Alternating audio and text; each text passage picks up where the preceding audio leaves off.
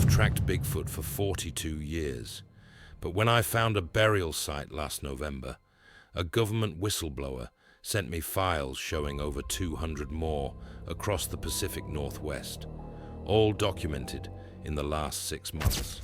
They're performing funeral ceremonies on camera to prove they're people, because they're begging us to save them the only way they can. November 19th, 2023. For 15 years, I'd been checking these trail cameras weekly, documenting wildlife across my property in the northern Cascades. The footage was crystal clear. A bipedal figure, easily 8 feet tall, entered the frame carrying something cradled against its chest, like a parent carries a sleeping child. The gait was purposeful, measured, deliberate movement from intelligence.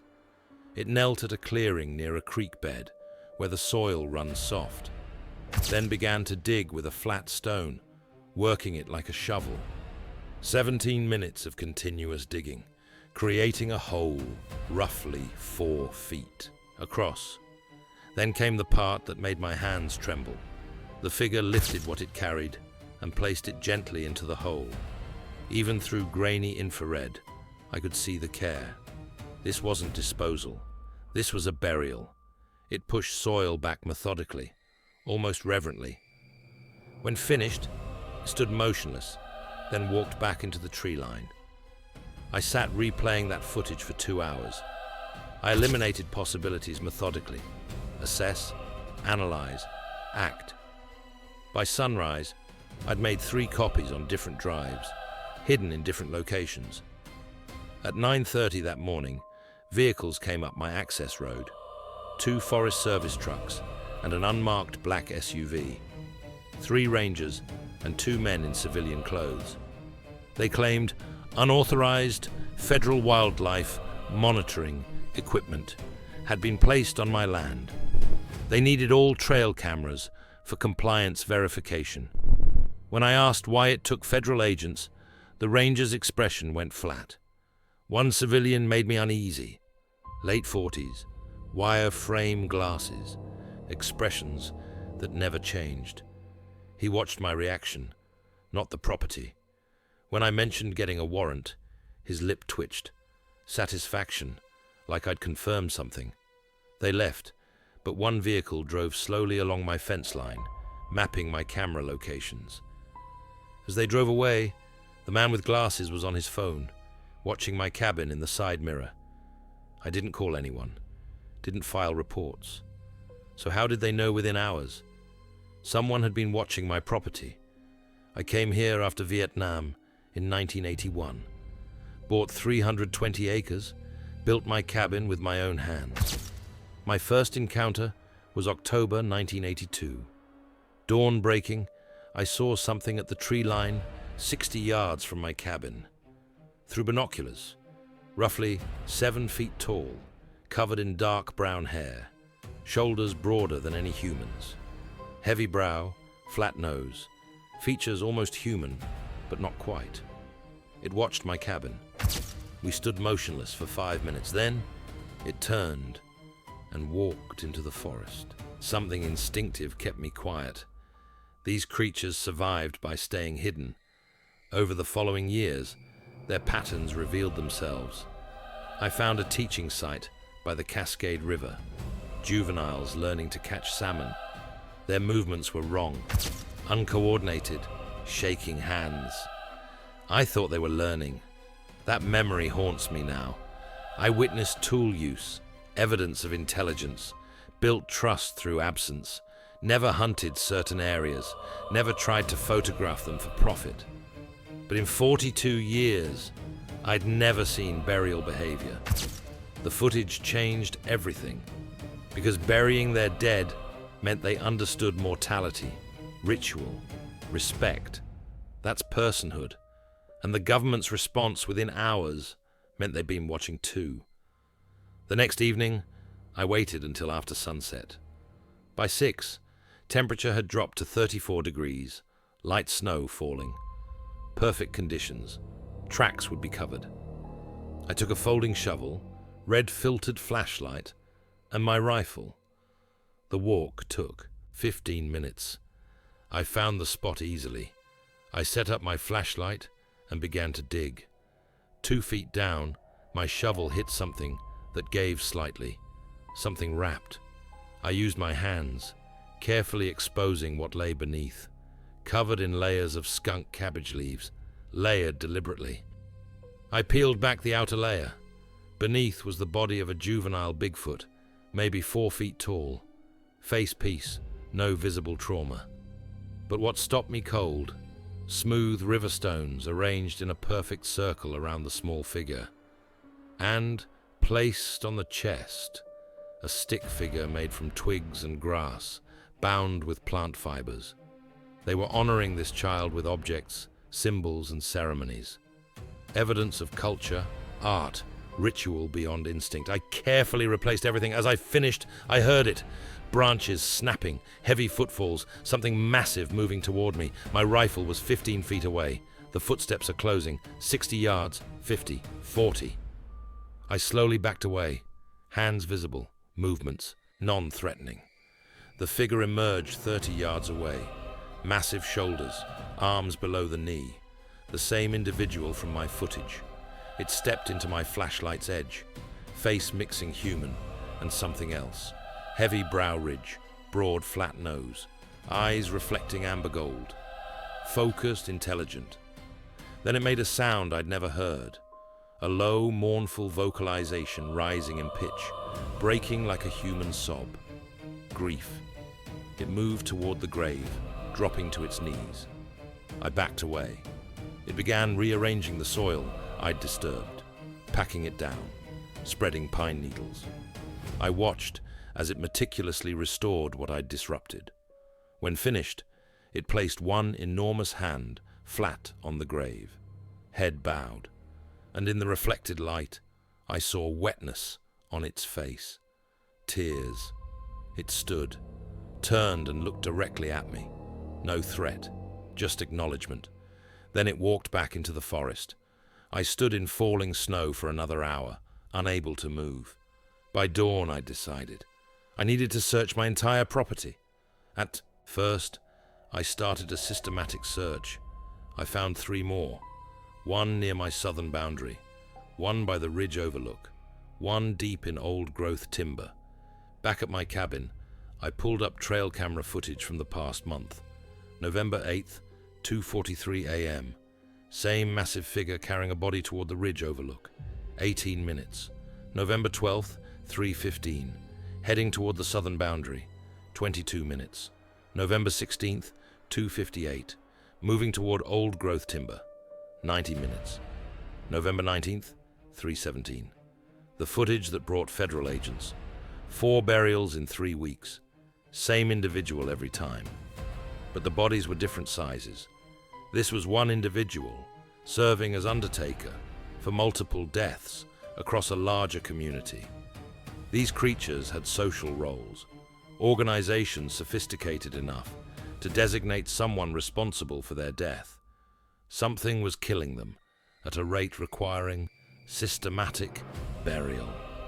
I reviewed the final footage from 3 nights ago. The same figure approached the first grave, but not alone. 2 other individuals accompanied it. All 3 stood at the grave. Then simultaneously, all 3 looked directly at my camera. One raised a hand slowly, deliberately, acknowledging. They knew the camera was there. They were allowing me to witness this. If they wanted their burial rituals documented, they were trying to communicate what was happening. That afternoon, I drove into Sisters for supplies. I found a note under my windshield. "They're watching you now. You should have left it alone." When I got back, 2 voicemails from unknown numbers. Digitally altered voice. "Stop digging. People who ask questions about the graves don't stay missing for long. My number is unlisted. Someone with resources was threatening me." I called Tom Hendricks, a retired county sheriff. He listened, face going pale. "I've only seen this once before. 1989. A logger found debris from something that crashed. Got calls like these. His house burned down. Dave, if they wanted you silenced officially, they could have. Maybe someone inside wants this documented, but can't do it themselves. The next day, I swept my property for surveillance, found 5 trail cameras that weren't mine, professional grade, wireless transmission, hidden with perfect views. I sent photos to Tom's son, Marcus. 6 hours later, Uncle Dave, these are federal issues, registered to the U.S. Fish and Wildlife Service Special Investigations Unit. My dad called someone at the Bureau. The unit exists. Their mandate is monitoring and management of protected cryptid populations. The government has a secret unit monitoring them. If you want to follow this investigation deeper, hit that subscribe button now. I decided to do exactly what the threats warned against. I went back to the first burial site at night, November 27th, 11 p.m. I positioned myself in a ground blind, 120 yards from the grave, night vision scope, digital recorder. The first 3 hours were silent. Then, at 2:17 a.m., I heard them coming, multiple individuals, and they were vocalizing, low humming sounds, almost musical, rising and falling in patterns. Through night vision, I watched 8 individuals enter the clearing, ranging from juveniles to adults pushing 8 feet. They formed a circle around the burial mound. The largest, the undertaker, stepped into the center. It began vocalizations unlike anything I'd recorded. Low, rumbling from deep in the chest, then higher calls, then something with the cadence of speech. Structured, intentional, with pauses where others responded. The vocalizations started so low, I felt them in my chest. The harmonics made my jaw ache. Others answered, creating call and response patterns. Voices overlapping, creating harmonies. They swayed slightly, synchronized. This continued for nearly 20 minutes. Every animal in the forest had gone silent.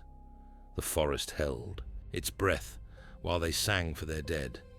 Then one by one, each approached the grave. Each placed something, stones, branches, woven grass. Each touched the earth, then stepped back. I was watching a funeral ceremony, not instinct, ritual, religion. They didn't leave. They sat in a circle, occasionally making soft vocalizations. 43 minutes of vigil. As dawn broke, they rose and filed back into the forest. I'd captured proof of language, structured vocalizations, with syntactical patterns. Ceremony more sophisticated than most scientists believe possible. I sent audio to a friend, teaching linguistics.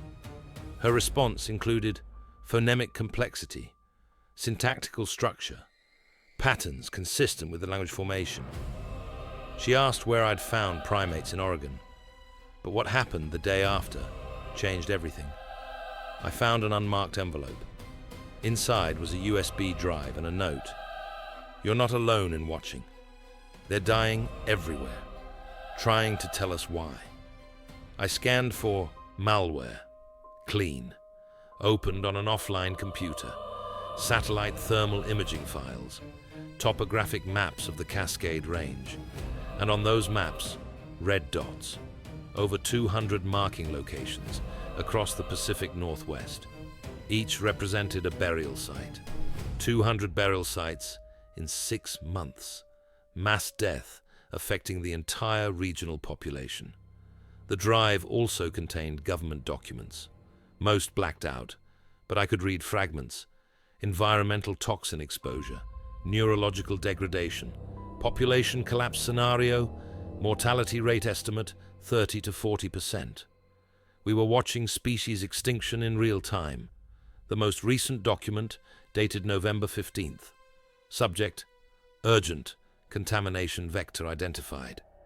Most were redacted, but someone had left one section visible. Industrial runoff, chemical contamination, and before a black bar, source, Cascade Lumber Mill. Cascade Lumber Mill. I worked there for 15 years, 1987 to 2002. Shift, foreman, responsible for waste disposal. The mill sits 3 miles upstream from where I found the first grave. I was 3 hours into reviewing files when I heard gravel crunching. No headlights, but someone was driving up. I grabbed the USB, shoved it in my boot, went to the window with my rifle. The vehicle stopped outside my gate. My phone rang. Unknown number. After the 4th call, a text. "We know you have files. You have until sunrise." I grabbed my go bag and went out the back. Made it to my truck, drove to my storage unit. At the storage unit, I pulled out boxes from my mill days. Late night dumping into unsealed ponds. Overflow pipes draining into the creek. Barrels buried on site. The company saved millions by cutting corners. I found disposal records from March '93, the week we dumped 3,000 gallons of industrial solvent into the creek to avoid EPA inspection. That creek feeds the exact spot where I watched a Bigfoot family teach juveniles to fish in fall, '95. 2 years later, we poisoned the water. I have a video. Their movements were wrong, uncoordinated, shaking hands. I thought they were learning, but I'd been watching neurological damage in real time. That juvenile, last confirmed sighting, November 2009. It would have been about 16. I found a burial site from that month. Same size, same location. I'd watched that child learn to fish. 14 years later, I watched it get buried. What do you think is really happening here? Is this industrial poisoning? Or is there something else killing them the government doesn't want us to know? Drop your theory in the comments below and tell me, if you'd worked at that mill like I did, what would you do with this information? Because what I discovered next made me realize this goes deeper than any of us imagined. What do you think is really happening here? Leave your theories, because this is about accountability for what we've done. That package came from someone inside the government. 3 years ago, I received an email I'd dismissed. Subject, "They're dying, and we're ordered to watch them die." From a biologist with fish and wildlife special investigations. In 2015, they noticed neurological symptoms. By 2018, something was poisoning them. Supervisors ordered observation, but forbade intervention. The email included a phone number. I called. It rang twice. I wondered how long it would take you. Female, mid-40s. Someone who'd been watching my property for 7 years. She'd sent the USB. 12 individuals died last month just on your property. 26 across my zone. I'm ready to go on record, but I need corroborating civilian documentation. 17 biologists like her across western states, all documenting collapse, all ordered silent. She wanted to meet, share data, and coordinate disclosure. She gave me coordinates. Tomorrow night. Is this real? Or is this how they identify people who know too much? I've been asking the same about you. Tomorrow night, we both find out. The meeting location was an abandoned fire lookout tower, 40 miles into the forest. I arrived 2 hours early with night vision. At 10:45, headlights, a civilian Subaru. A woman exited alone. She climbed the tower support beams. I watched 15 minutes, no backup. She appeared alone. I joined her. Asian American, late 40s, exhausted. We've been monitoring approximately 240 individuals since '98. Genetic samples indicate sister species to modern humans.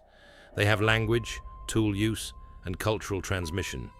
Everything that defines personhood. She showed me population graphs. 240 in '98. 189 in 2018, 124 last week. Then she showed me a video dated June 2007, marked classified. Thermal footage. A Bigfoot stood at the water's edge, holding a dead infant. It knelt, placing the body in the water, then looked directly at the camera, stared straight into the lens, then slowly raised one massive hand, palm out, fingers spread. The signal for help. They know they're being watched. They've been trying to communicate, trying to signal they're dying. The monitoring program started in '67, right after the Patterson-Gimlin film. So they created special investigations, officially to debunk, actually to track populations and keep them hidden. 57 years. Observe, document, suppress. But the burial pattern you've documented, we've only seen this in 3 other places. In all 3, burials stopped suddenly after 6 to 8 weeks. The populations vanished. How long ago? British Columbia went silent in August, Washington in May, Oregon last February. The pattern's accelerating. I told her about burial sites positioned where cameras could document. Why my property? Why bring their dead to land closest to the mill? They know cameras are there. They're placing bodies in sight lines. The ceremony isn't just mourning, it's documentation. They're creating a record, proving they're people, building a case. They understand humans respond to evidence. They're giving us evidence. She played audio from 2003. Same patterns. We interpreted these as instinct. But you're right, the placement is deliberate. They weren't just mourning, they were testifying, creating an archive of their existence. They understood they were going extinct and wanted humans to remember. The burial sites were memorial, desperate attempt to prove they deserved saving. And the government had been suppressing this because acknowledging it meant acknowledging criminal negligence. We spent 3 hours coordinating strategy. Sarah, she gave me just her first name, had compiled 7 years of data. Timeline, 1 week, then simultaneous release. I drove home feeling hope. But when I pulled up at 1:30 a.m., my front door was standing open. Every light is on. The cabin had been searched. Every hard drive is gone. Files emptied. The USB gone. Work logs gone. Even backup drives gone. Business card on my table. Special Agent Robert Marsh, U.S. Fish and Wildlife Service. Handwritten, evidence seized pursuant to federal wildlife statutes. The man with wireframe glasses from day one. I understood. They'd been watching for years. One camera had a view of my workshop. They'd seen me review the burial footage. That's why they showed up the next morning. I called Marcus. The files corrupted overnight. Professional malware. Agents showed up. I'm sorry, I can't help. Tom. Federal agents. 3 of them. They mentioned my pension, Marcus's clearance. Dave, I'm sorry. Sarah wasn't answering. I drove back to the fire tower. Her Subaru is still there. Doors locked, keys in ignition. She'd disappeared. I stood staring at her car. They'd confiscated evidence, silenced witnesses. My phone buzzed.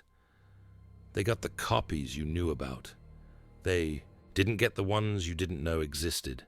Check your email. Release everything. My email contained a link. Inside were files, my footage, but also government documents, internal memos from '89, population studies from 12 states, burial site photographs, ceremony videos from 2 decades. Someone inside had been secretly copying everything for 20 years, and they'd just given me all of it. I downloaded it before it shut down. 20 years of classified monitoring. Population censuses showing decline. Genetic studies proving sister species. Videos documenting tool use, language, culture. Contamination reports showing 16 industrial sites poisoning Bigfoot habitat. And internal memos showing government agencies choosing to let them die rather than acknowledge existence and trigger protection laws. The final file was a video. Sarah, recorded 3 years ago. If you're seeing this, I've been silenced. Release everything. Don't let my work die. Sitting in my cabin. At 3 a.m., I didn't hesitate. I uploaded everything simultaneously to 6 platforms: video hosting, news outlets, scientific journals, congressional portals, cryptozoology organizations. Within 2 hours, shared thousands of times. Within 6 hours, major networks covered. By morning, government scientists confirm intelligent human relatives dying from industrial contamination. Congressional hearings announced within 24 hours. EPA opening criminal investigation. FBI inquiry. Environmental groups filing emergency injunctions. Seattle law firm called offering representation. They'd filed an emergency injunction seeking immediate protection. Sarah was released after 5 days. No charges, but suspended. She's testifying before committees. 3 more biologists came forward. Tom told me about 3 others who documented burial sites before me. Forest ranger, 2011. Wildlife photographer, 2016. I'm a graduate student, 2019. All reported to supervisors. Within 6 months, all relocated. When researchers followed up, all claimed evidence was misidentified. They'd been silenced. But this time was different. Share this video. This isn't just about mysterious creatures. This is about what happens when we value corporate profit over life. Hit that like button. It's been 2 weeks. EPA ordered an emergency cleanup. Cascade Mill shut down. Temporary emergency protection in effect. But everyone asks, are they still dying? Burial ceremonies stopped 12 days ago. Doesn't mean they stopped dying. Or maybe cleanup was fast enough. On the 13th day, something changed. Cameras captured the undertaker approaching a burial site, but not alone. 3 juveniles followed. The adult showed them the grave, placed one hand on memorial stones, then pointed at one of my cameras, deliberately pointing. It knows those cameras documented everything. The adult picked up a river stone and placed it on the grave. Then each juvenile did the same. They're continuing the tradition, but now with full awareness, someone is watching. Tom's grandson studies anthropology. I showed him photographs of a carved symbol, 2 figures side by side. He recognized it from Pacific Northwest symbolism. It represents an alliance, partnership. The creatures aren't just acknowledging my help. They're accepting humans as allies. After millennia of hiding, they're offering partnership. As I sit on my porch evenings, I sometimes see movement. The undertaker emerges, standing at the boundary. Then it raises one hand slowly, not asking for help, just acknowledging. Thanks. We stood there one evening, looking at each other across distance that felt like nothing. Just 2 aging beings who'd spent lives trying to protect something precious. It made a sound, low, soft, not quite human, but close enough. Thank you and goodbye, because we both knew. Things had changed forever. They couldn't hide anymore. The creature reached into a worn pouch on a belt of woven bark, pulled out something small and placed it on the porch railing, then walked back into the forest. Finally, I looked. A smooth riverstone, carved with that same symbol. 2 figures side by side. But this one is different. One figure had something in its hand. The other had hand extended, palm up. I'm still looking at that stone. Partnership, warning, hope. I don't know if we've saved them. They might still go extinct, but at least now the world knows they exist. I know they were people with language and culture and grief and love. They asked us for help, and for 17 years our government ignored them. But you didn't. Everyone who shared these videos, who called representatives, you gave them a chance. The burial stopped. I don't know if that means they're healing or if they moved. But every evening, I watch that tree line, and sometimes I see them watching back. We're not alone in these mountains. We never were. We just refused to see what was right in front of us. These creatures have been our neighbors for millennia. Maybe we can learn to share this world properly, to make room for intelligence that doesn't look like ours. Or maybe we'll lose them forever, and future generations will wonder how we could have known about intelligent species and let them disappear. Either way, their memorial remains. The graves will stay protected, a reminder that we had a chance. Some of us took it, some tried to cover it up, and the creatures themselves created evidence that forced us to choose which kind of humans we wanted to be. I've been tracking Bigfoot for 42 years. I thought I understood them, but they understood us better. They knew we'd need evidence that couldn't be denied. So, they gave us that proof, even though it meant revealing themselves. They trusted that somewhere among all the humans who'd hunted them, denied them, there would be enough willing to listen, willing to help. I hope they were right. I hope we deserve that trust. And I hope, somewhere deep in these mountains, there are families still surviving, still teaching their young, still believing humans can be better. The graves on my property are quiet now, but every night I still hear sounds in the tree line I can't explain, and my cameras keep capturing things that shouldn't exist. If you want to follow me deeper into what's really hidden in these mountains, hit that subscribe button. Drop a comment with your theory. What do you think happened to those 3 other researchers who documented this before me? And what are those symbols carved on the trees near the silent burial sites?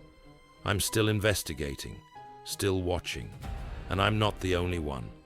Until next time, keep your eyes on the tree line.